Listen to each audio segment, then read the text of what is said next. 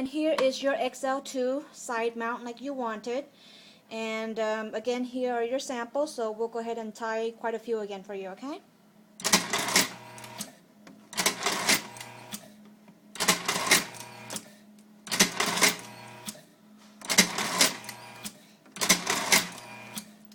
Here are the samples.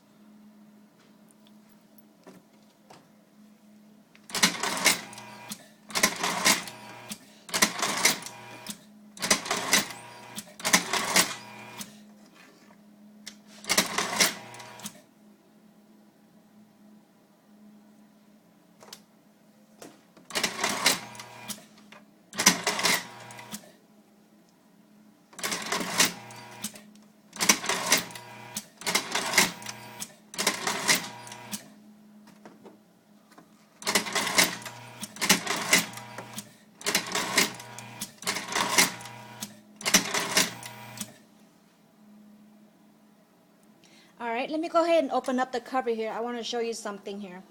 Now, if you are going to use probably double the size, then as I mentioned in the email, you need to change out to the longer chute so that you'll be able to get the longer tie to be able to handle probably double the coil size here. But that's going to be the max that this XL2 will be able to handle.